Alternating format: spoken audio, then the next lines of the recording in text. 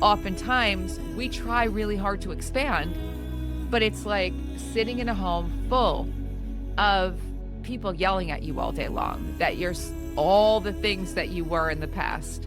Like imagine you had a bunch of people sitting in your house yelling at you, calling you names, reminding you of the most embarrassing, saddest, most heartbreaking times of frustration, limitations, all of it. You would throw those people out. I remember as a kid, people just popped around sometimes. Yes. That is almost a social crime these days. And I am very mindful of it, but I'm wondering if that's something we should be exploring. Like, why would it feel so intrusive if somebody were to just pop around? All of this stuff is so ridiculous. Like, why not be the ultimate expression of you? That's the reason why you were put here rather than everything else. Welcome to the Peri Moon Podcast. And today I am joined by a spectacular woman who I perhaps have one word. I have many words to describe you, but one word in particular that leaps forth would be joy. And Dana Claudat is a Feng Shui Master, but more than that, for me, it's really about your orientation towards possibility and play and purpose. There's so much more that you offer beyond Feng Shui, and it's just such an honor to sit with you today. Welcome, Dana Claudat.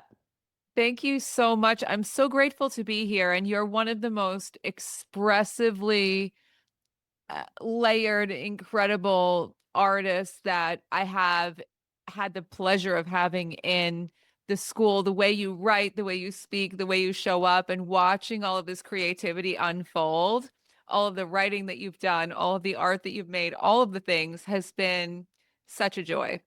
Oh, I really want to credit you towards some of that, because I remember when I was writing my book, I started the course and I'd had this looming, expectation from so many people, so many mentors, like, you need to write a book, you need to write a book. And I started the course because I was probably in some sort of procrastination or detour mode from writing the book. And I got up to the elements section of your course and you introduced the notion of wood to me. I discovered I had a wood deficiency, and suddenly that expectation to write the book became so much less heavy, and it became really about play and fun. And this thing that I thought had to be nonfiction became fiction and fun and joyful, and one of the most profoundly life-changing, like, it's before book and after book for me. So I'm so grateful for your school and everything that you share with the world, like the infinite possibility. That was another exceptional offering that you gave to me during that time. And I'm so grateful for your school. Something I've noticed, it's such a beautiful community, so many amazing souls in that community. And quite often many women have the same experience as me, as like, I'm starting the course again, I'm starting the school again, and I'm always like, yes, go for it, because I know either you're going to finish it, or you're going to have some profound life-changing experience and you won't finish it, but your life will be forever changed. Do you find that's really common in your school? And did you consciously orient towards that? Or I've seen people who have gone through the whole program 12 times. And I've seen people who've done it once all the way through. I've seen people who have done pieces of it over time and then came back and did it all. I always feel whatever you get from anything, and I do this with myself when I'm learning things, whatever I get from an experience is what I'm meant to get that time at that moment. But I always leave everything open so that people can come back and have that live experience. I always get very stressed when I have just one period of time to do something. And then when it's not done, oh, well, I just wasted my time, wasted my money, and, feel regret and beat myself up. And I just wanted this to be a really expansive experience. When people join we're talking about the Feng Shui School of Intention. When people join a big program like that, like a 6-month long program, I think there has to be grace for life to happen. Everyone is so busy already. This is an expansive experience. It's meant to give you more of all that creativity we were just talking about. And that's not something you can force. And it's not something you can like kind of like bulldoze your way through. I don't want to think of anyone cramming, to try to catch up or, sitting and doing a marathon session. I want you to live it. And I want everyone to just live more in general. I think that's a big deficiency that we all have, is that everything has become very conceptual. I think a lot of dangerous ideas in society are proliferating because people are being more conceptual than actual in their lives. And that goes for everything from health things to life things. When you stop living, really living, like deeply in the trenches of living, and you start theorizing and, philosophizing about things and intellectualizing everything, you get so cut off from your creative core. I'm seeing this rose behind you as we're speaking, even though y'all can't see it. There's this beautiful rose on the wall. And I think about that blooming, that being a kid was like, that being a an adult without the internet was like, and now more and more and more, we've all been sort of forced into our heads. And my goal is for everyone to live again. And I think then you see there aren't that many differences between all of us. There aren't that many things that we don't want differently. It's just when you introduce all these ideas, everything becomes like a strange mental game rather than this beautiful, ferociously awesome process of living. Ugh, that's so beautiful. And yeah, I feel um it's an interesting dance because I have a very I'm very intellectual, and I really enjoy, you know, learning new things. And also we are energy, aren't we? It's like we cannot deconstruct, and we can't cherry pick which parts of energy are moved when we move in any direction. Everything moves with us, which is, it's such a, to be able to sit in that energetic body and integrate all of the intellect, or integrate all of the information and data that comes our way, and to be able to move through the world utilizing that energy and engaging with the energy field around us. I think that's one of the biggest things that feng shui's taught me. Like, I decluttered my bathroom a while back, and that's in my legacy. Well, it's in the legacy area of my home. Um, and then just all this, building my empire almost came through. It was like, what am I going to do with my art? How am I going to create? How am I going to share this? How am I going to create longevity for my family? And it's like you can't isolate specific parts of your life and have, that be an island and nothing else is changed by it. I agree. And I'm a huge academic. Like, I'm strongly rooted. If I wasn't doing this, maybe I would have gotten a PhD and became an art history professor or some sort of, a sociological art and visual synergy Mm. type of academic. But ultimately, my favorite academics were the people who lived. And I actually told myself when I graduated from college, I cannot get a PhD before I'm 50 because I need to actually go and live it. Because all my favorite professors, I was really blessed to, I studied with a lot of art history professors who lived the art, who were in the movements, who were, you know, I had Anna Devere Smith as one of my at one point as one of my professors in a class, which was mind blowing. These people who are really doing it, really in the trenches, making the things, and I think that's a really important part of being a beacon, and setting that example that all this information is to live it, not to just ponder it. And I think for everyone listening, like if that's one thing that you could take away from this is all the things you've learned, all the things you've heard, just try them or don't. But learn with the intent of not just enriching your mind, but actually somehow, like you said, integrating it, bringing it into tangible being. The reason I do work with homes and environment so much is because it's tangible. I got so lost in my head, very overthinking, rationalizing, intellectualizing everything. And when you would like to create a problem, your mind will allow you to create them. You start to go, oh my gosh, like, yes, I'm taking a new opportunity. Yes, I'm moving in a new direction. Yes, in your case, I'm building this empire. Yes, I am going for this. You got not just clarity, but I really can't stress this enough. As much as I love energetics, it's a huge part of what I do. It's really that tangible life experience that I want everyone to have, and this work is about living bigger. Mm. And creating space for that. I think Yeah, it's this, that interplay between matter and space ultimately, and being able to create this space where it's like, it was my bathroom. Nobody would ever expect that that had created clarity in my business and for my ambition and for my passions to thrive. It was one very specific hidden away place in my house that I created space in. But now whenever I go there, it's like, I exhale. It's like, oh, this feels like I've got beautiful plants. And then it's such a different experience for me.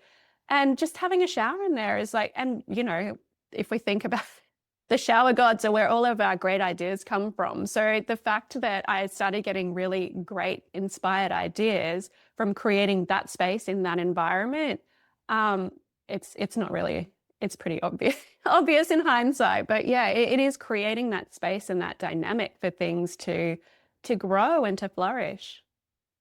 it's so beautiful, and it's something so different from what lots of us some of us were raised with a conscious awareness of how important environment is. But for most people, it's mind, body, spirit. If you get that far in your immediate uh environment when you're growing up, you take care of your mind, you go to school, you take care of your body, you eat healthy, all of these things, you brush your teeth, and then spirit, if you come from a family who has any sort of religious or spiritual inclination, but that's it. Space is very limited in terms of like society at large and how much people really are aware of it. The farthest people get usually is they know about decluttering and they know it's a good thing to do and they know it on a very practical level, like sitting in a mess doesn't feel good. But there's so much that your space holds. And really, it's like an adjunct to everything. I just finished filming something, and one of the things that I was talking about over and over again is I love mindset work. I love I love energy work. I love life hacks of all kinds. I love learning new things. Biohacking so cool. There's always something interesting to learn from spirituality and energetic practices and all of these things. Ancient traditions, other cultures, everything. So much to learn. But before you do any of that, profoundly declutter your space, because so many people are just piling in, like you said, taking in all this data, all this information, and you're sitting in a space right now, wherever you are, that represents you right now, unless you've consciously designed it to be something to live into, Mm. something to expand into. You're basically living in a mirror of you right now. And what's that saying? If you do what you've always done, you get what you always gotten. And it's really that. It's like if you live in the same environment, you will get the same results. It doesn't matter how hard you work, how curious you are, how passionate you are. You're sitting in, if you've ever heard of this saying, like we all have an abundance set point. Like people talk about how we have this comfort level with a certain amount of abundance or visibility or anything else. Wherever we're at right now, this is what we have been comfortable with, for lack of a better word. We can expand and then everything expands with it. But oftentimes we try really hard to expand, but it's like sitting in a home full of people yelling at you all day long, that you're all the things that you were in the past.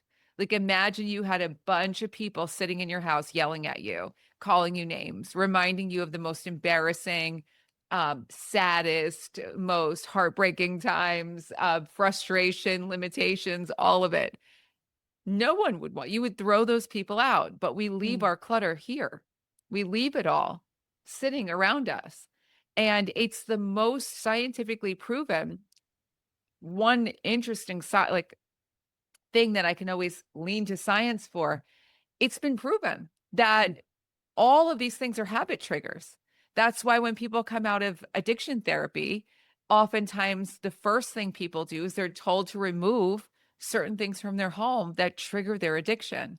And it doesn't have to be that, oh, get rid of the coffee pot so you don't smoke cigarettes. It can be something random. It could be, every time I look at the 5 o'clock news, I want to go have a drink. Like you don't, it's just, we all have weird triggers, different. Like when I say weird, just not typical, not on the nose. And your home is full of them. And so if you've been stuck in a way of being, or you've worked so hard and you're so passionate and you're so into doing all these things and you've never addressed your environment as a mode of transformation, then this is your invitation to do that, because it will change everything.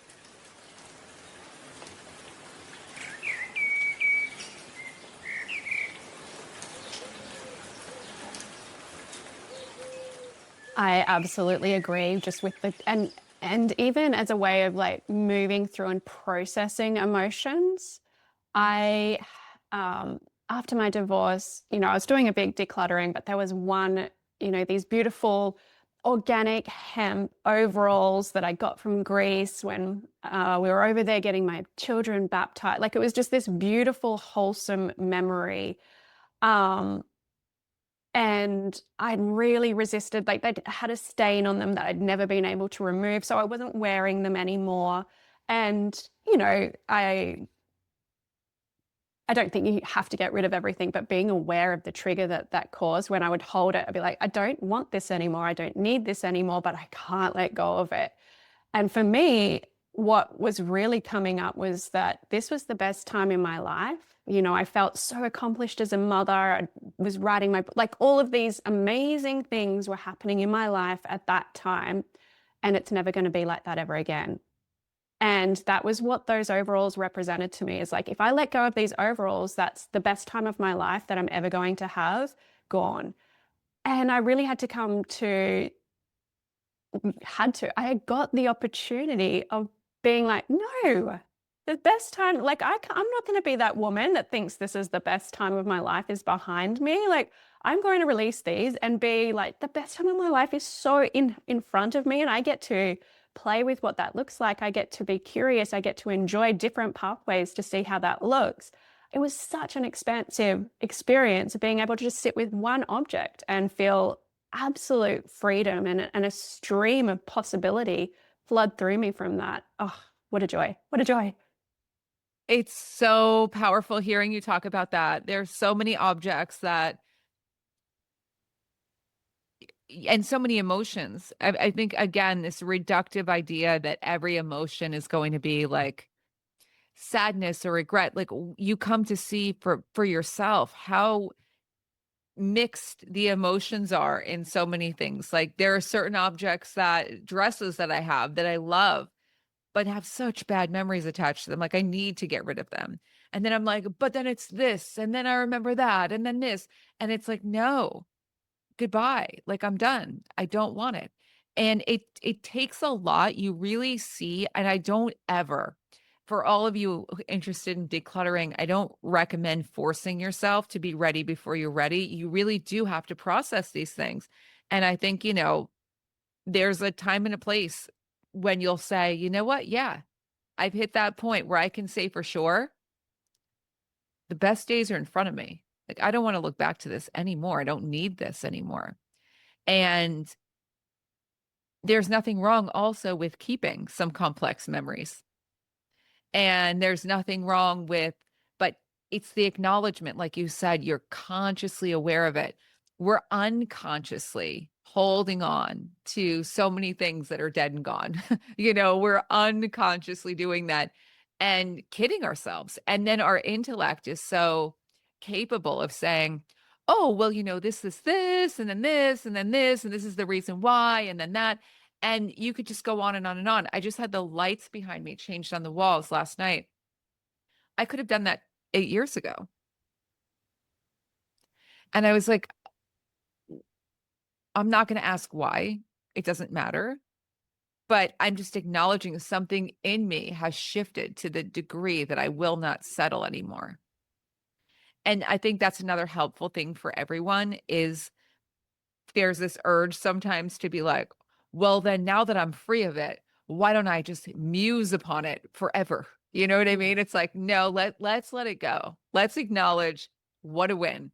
If you have some profound realization come out, that's always wonderful. And if it's useful, but you don't need anything else tying you into the things that you have outgrown. There's so much of the past that's amazing and wonderful that you can cherish. And I'm not a minimalist by any stretch of the imagination. I want people to live with all the things they love. I want you to design your dream life. That's the whole point of all of this work. And so it's not about getting rid of everything. It's about getting rid of all the things that really are not what you're living into. And as I'm looking at you right now with the big rose behind you on the wall and all of the plants and all of the flourishing, you could see your space as something that you're expanding with. And there really is that feeling. And you can even try it for yourself. You don't need any special training. Go into restaurants, cafes, places you like to go and notice which ones expand you. I bet you the ones you go into all the time, for some reason, they expand you. You feel harmony, or you feel taller, you feel energized, you feel something, you feel peace, you feel activated in a way that you need to be. Mm. And sometimes you notice you outgrow, not because of the food or the coffee or whatever, you outgrow your favorite spots and you don't know why. And it's almost like, well, I need to go to a new place that expands me.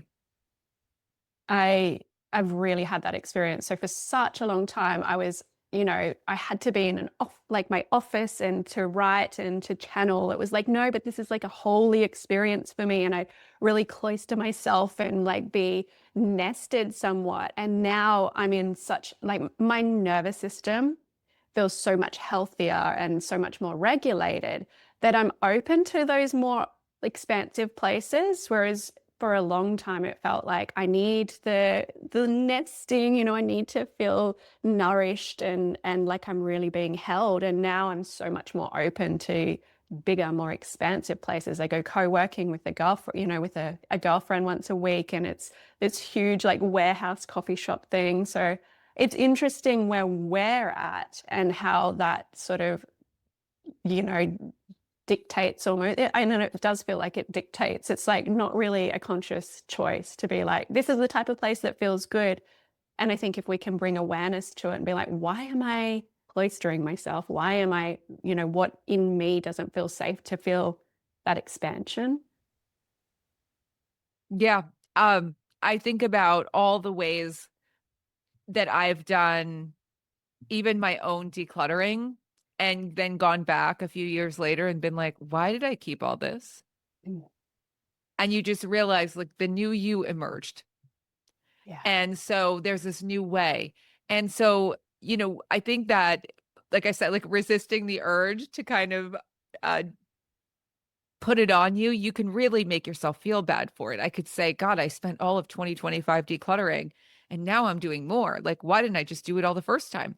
Or I could say, wow, I grew. Mm. I see things differently. And now I can like lean into, I don't need to sit in an office. I can be out and doing new things. It's almost like we all say this, why didn't I do this sooner? Because you weren't ready yet. And maybe that's okay. And maybe this isn't erased. We're not, where are you running to?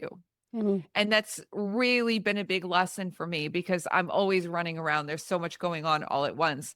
And even though I'm always busy, is like not busy in a frantic way, but I really love to be creative. I think that you very much are on that vibe of I love to be making things. It's soul expression type stuff. Mm. And when I'm not, I'm fine as well. Like I could definitely be leisurely.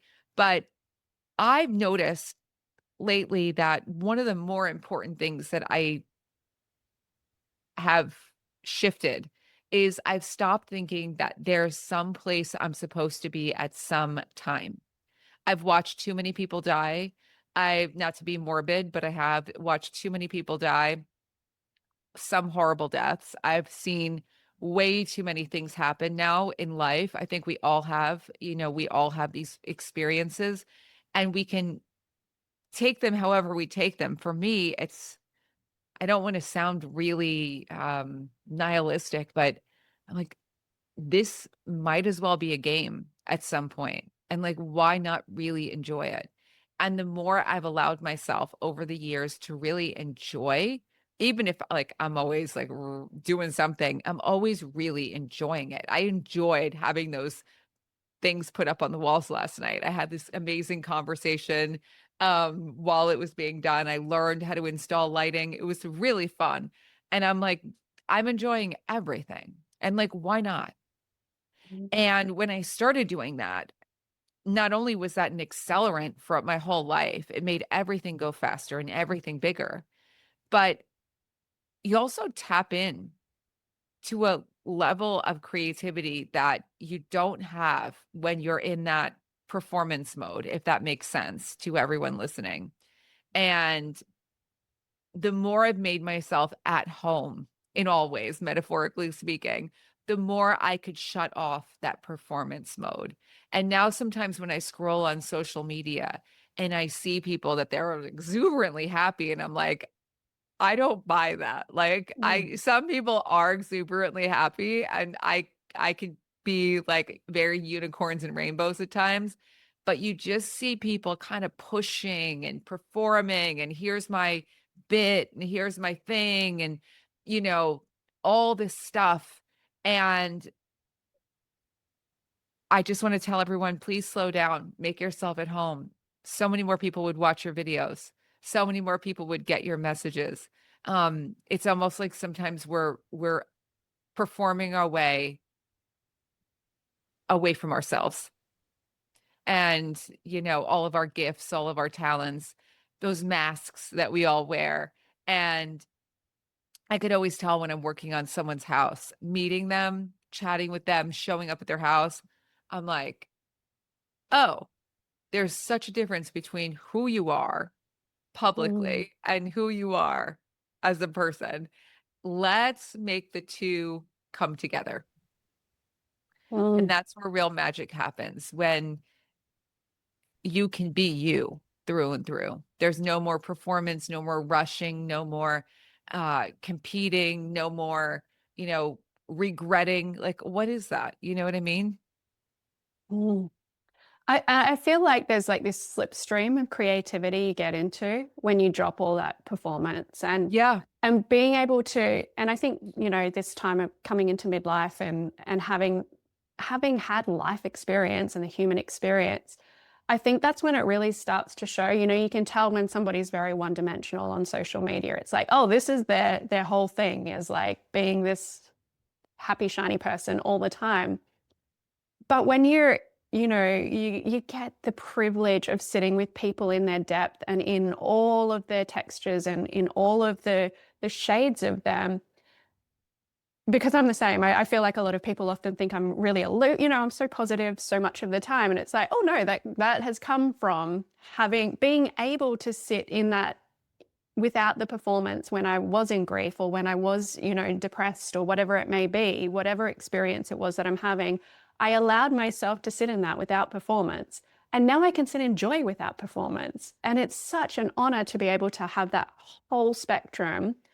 And I feel like it's a slipstream to creativity. I had Jessie Sabul Jesse's on here regularly, and we chat a lot about creativity. And I feel like so often what drives those most beautiful pieces that I come up with is from being able to, or having had, that experience of sitting in the depths of something and being able to transmute it and bring it through to this ultimate joy or ultimate beauty. It's very powerful. It's so interesting. If there's one regret I could say I have is that I wish that I could shake myself at 24 and or 25 and be like, stop caring about all of these things that really don't matter. Just stop. Mm. It took me so long. I think half of my life was dropping all of the concerns that other people had, all of the concerns about what metric, what mark you, like you said, like reaching certain points where it's like, this is the most successful I'll ever be. This is the Mhm. happiest I'll ever be. This is the best thing. This is the year. Even when people tell you like, oh, well, I remember I went to my eye doctor and he was like, oh, well, get ready. Your eyes are just going to keep getting worse every year. And I was like, no, they're not.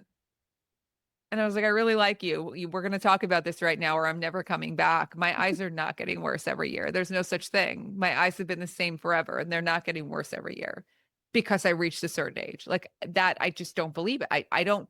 But when we all take it in, these words, these things, these stuff, blah, blah, that's a lot of the clutter that accumulates is around all of these things that are just not us.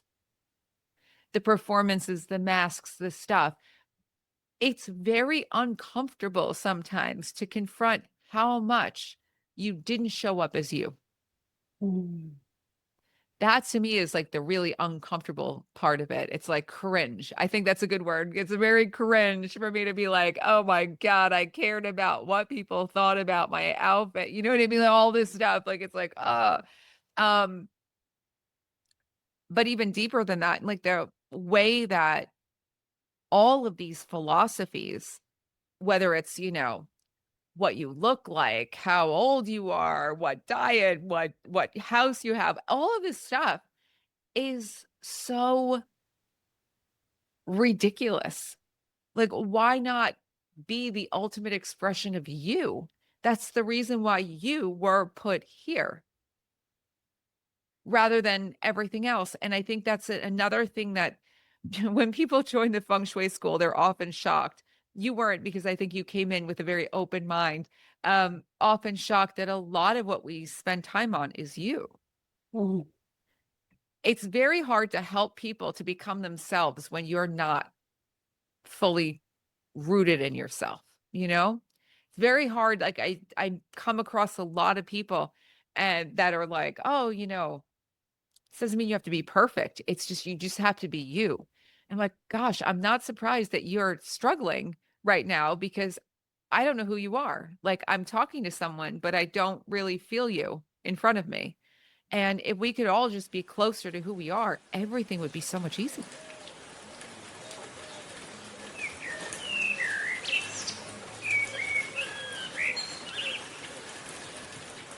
Mm. And it, for me, it makes relationships that much deeper and more profound as well, which is, I think, a lot of what I feel I'm here for is to shine light on relationships. Like I feel like that's is really beloved passion of mine is relationships. And the more we are ourselves, the more we can give to another, and the more they are themselves, the more we can receive. And it's that beautiful, like a tantra, that it's being able to hold both of those things. Whereas so often we become more homogenized and it's like, well, I don't really get to see you. You don't really get to see me. And it becomes very transactional in life, the way we experience other people. And for me, relationship is the deepest joy and the greatest privilege that we have while we're here. The relationship with ourselves comes first. So powerful. And yeah, feel at home. I Mm. want everyone to feel at home for all those reasons. I mean, I think about you know, since I was 14 with eating disorders that were unexplainable, using my body as a battlefield, like all of these things that I'd gone through, and I don't really remember it. People think I'm like, I have amnesia. I've done so much work on that whole period of my life, only to realize that the only way that I could, and it never went away, the way that it went away was for me to really allow myself to be myself. Mm. I really had to plug in. And if I could, like I said, if there's one thing that I wish is that I shook myself awake fully sooner. But that's the whole point of living, right? We're supposed to go through it all. And like that was the journey to get there. And along the way, I did a lot of great things. I learned a lot of stuff. And I'm sure when I'm 80, I'm going to look back and be like, gosh, if only I shook myself when I was in my 40s and 50s. And, I've been like, what are you doing? um, we're all going to constantly be looking back going, oh, I wish I knew better. But that's the whole point, right? But if there's one thing I do wish for everyone is to feel at home, because it's not just about interior design. I love Mm. interior design, but it's not Mm. about interior design to the degree that it's about you feeling you. Yeah. And you look at, design magazines and things like that, and I feel like a lot of people really intentionally, this is what a home has to look like. And it's at that point, I feel like a lot of it becomes self-abandonment. It's like, yeah, but where are you? Why aren't you loving you? Like I have quirky stuff all over my house. I love my quirks. I love all the crevices. I love all the edges, and I'm sure I'll find more, and I'm willing to explore them all. But there's quirky pieces all over my house that are like, oh yeah, that's for this facet of me that's needs to be expressed. And so often people tend towards this is what it's meant to look like, and this is what, if anyone, we don't even really have guests as often as when I was growing up. Guests were more of a thing. These days we don't even really host people at our homes quite as often. But it's like, well, if somebody was to come here, I'd want them to see my home as being like what a home should look like, versus I want them to see an extension of me and to see my energetic field, in full color around me. I love that. I love that. And as it should be. And I really, another idea for everyone, have guests over. It's so good. I mean, that's one of the beautiful things about whenever people tell me, oh, I finished my house and then I had people over for dinner, or I finished my house and I was able to have people come and stay with me, or whatever it was, and it's not about the finishing, but, getting to a place where you feel like things are in order, you've gotten all the mess out of the way, things are in flow, maintained, upgraded, where people feel so proud. But it's not, when you're inviting someone into your home, it's not like, hey, look at what I've got, look at what I've made, look at the money I have, or look at the taste I have. It's saying, hey, look at who I am. I'm so excited to share this with you. Mm. And that's the really beautiful thing about it. And I really do think that's part of what I was saying earlier, this intellectualizing of things getting stuck in our heads. We don't go to people's houses that much anymore. We don't go randomly show up places as much anymore. It's not good. Mm. Like that's a big part of our human experience. I keep seeing again and again and again, loneliness is the biggest pandemic, Mm. Mm. I remember driving as people to crazy things. Yeah, I remember as a kid, it'd be like people just popped around sometimes. Yes. That is almost a social crime these days. And I am very mindful of it. I probably wouldn't appreciate it if someone just popped around, but I'm wondering if that's something we should be exploring, is like, why would it feel so intrusive if somebody were to just pop around, if they were thinking of us, and I think accessibility, like we're constantly accessible by mobile phone and messages. It's like we are so constantly accessible through technology, but not accessible at all through a human experience unless it's been planned and, conceptualized, and every part of it's been thought through. It's like, where is that spontaneity, and where is that just that spontaneous connection? We need it. I mean, I have friends, obviously, a lot of people work at home. I think so during the day Mm, type things is kind of odd for a lot of people because that's a new phenomenon. No one worked mm, at home either when I was growing up. Like no one, like zero people. I think I knew one person who was an author who worked at home. There's nobody. And so I think that new phenomenon is kind of like your workplace during the day.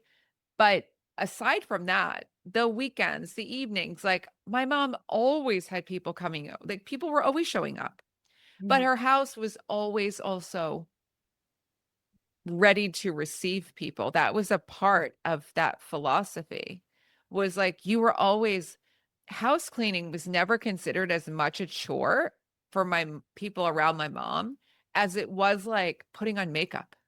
mm, You know what I mean? mm, It was like, mm, let's freshen up, let's make everything beautiful, let's glow up. Like there was a feeling around it. If anyone sees my work, I'm really into house cleaning. I'm really into house cleaning methods and fun things and cool tools and all this stuff because I grew up with such a favorable view of it and how it really helped my mother process so many emotions and hard things. And it really kept momentum in our lives that everything was always so orderly and so pristine and not in like a rigid way. This was like joyful. Like my mom would be so happy after she cleaned. And even while she was cleaning, she put on music. It was like a whole thing. mm, And so I don't, not everyone has that favorable impression deep down of cleaning, but there's something to be said for looking at caring for your home as a form of self-care rather than as a chore, rebranding it for yourself, reclaiming it if you have a negative viewpoint of it. I know some people were punished and forced to clean and all these things. It gets very muddy, but reclaiming it for yourself as just the biggest glow up. And when you're always ready to receive people, somehow more people start showing up. mm. It's almost, I'm getting the feeling, the sensation of my heart opening as well. It's like being ready to receive Yeah. not only people, but whatever abundance may look like to you. If you feel in your home, it's like I'm ready to receive whatever it may be, people or money or love or health, whatever. Having that experience, the home used to be um, an extension of ourselves. And I feel like a lot of us have, especially when you work away for such a big chunk of your life, it's like the home's more just somewhere you sleep at night. And it's such a shame because it's an extension of our energy field. It's an extension of who we are. It's probably the most money that anyone's going to invest in themselves, and to not have that feel like I'm ready. Oh, I love that. It's so fun. I know now I'm really inspired. After we finish our podcast, I'm going to go get light bulbs so that I turn and hang art on the walls. Mm, And now I'm thinking about it from a whole different perspective of like this reclaiming. It really is. It's very interesting. Make a small change in your home that feels good. Forget about the rules. Who cares about rules? mm, Make a small shift that feels good in your home and you start to realize like, wow, there's something in this for me. mm, Something bigger, something and don't have a preconception of what it is. But, even shift your opinion on cleaning and see if you can reclaim that if you need to as something empowering. All of these processes can be so basic but huge, bigger than you think, bigger than, the manifesting class or whatever it is. Like it's, I love all that stuff, as I said at the beginning, but nothing beats feeling at home. mm. I absolutely agree. And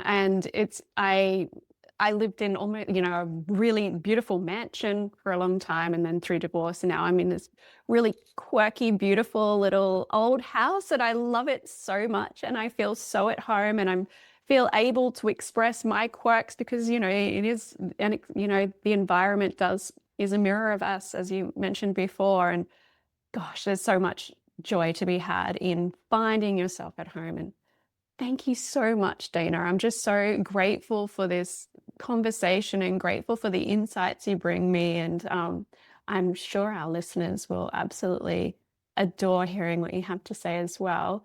Where can they find you in the world? Well, first of all, thank you. I love your questions. I love your stream of consciousness. Like I said, I love your creative spirit. And everyone can find the work at fengshuidana.com, fengshuidana.com. And there's everything. You could find me at the Tao of Dana everywhere: YouTube, Instagram, TikTok, everywhere. Your YouTube, I must say, your YouTube channel is what I play when I'm cleaning or decluttering most of the time, because you're just so positive and it like keeps me going, because I don't have that beautiful experience of cleaning. It is a chore to me. So listening to you is like, oh, this is going to be so good. Great stuff's going to happen. So you helped inject that positivity into my cleaning experience. And I highly recommend people find you on YouTube. It is such a gift. Thank you so much, Dana. It's been such a joy, and I'm just so grateful for your being and for the school and for your community as well. I am forever changed after being in your world, and thank you so much, Dana. Thank you, thank you, thank you. Thank you for sitting with us today. It has been an absolute joy. If you'd like to work with me or connect with any one of our beautiful guests, you can find everything at perimoon.com.au. And until next time, may you find yourself all the way alive.